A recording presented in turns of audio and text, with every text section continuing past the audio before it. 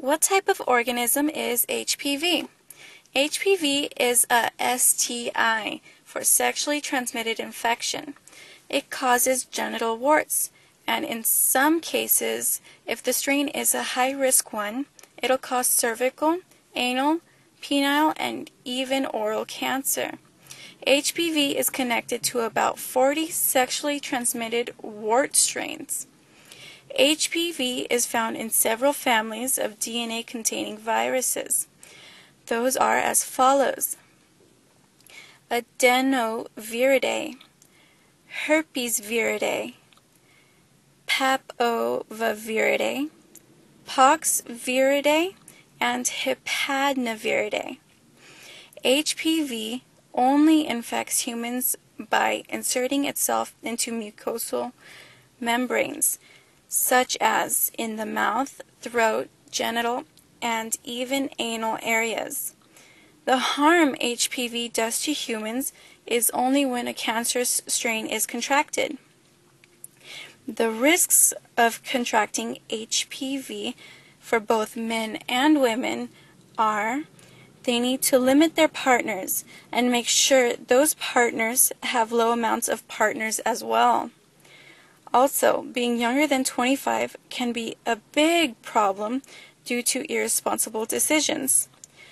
Also, starting at a young age, such as 16, is another big risk. And lastly, men who are not circumcised have the high chance of carrying infections. The mode of transmission can be through kissing, oral, anal, and vaginal intercourse. Any mucosal membrane can be infected by skin-to-skin contact. The genital warts can start out as a latent infection, then become a chronic lifelong disease. Most people who have HPV don't know they have actually contracted it. 50% of sexually active people have HPV, whether it's a low-risk or high-risk strain. So half of you have some sort of HPV, although you may never know because HPV almost never shows any signs.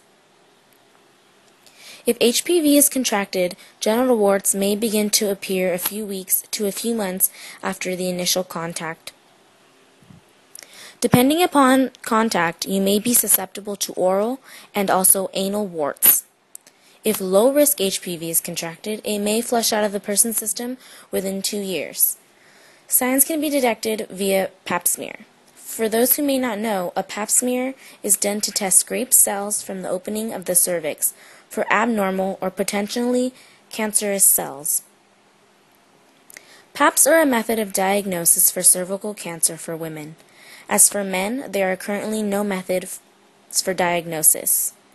According to the CDC, as of 2008, the prevalence in the United States estimated to be about 79 million. From that same year, the new estimated cases were 14 million nationwide.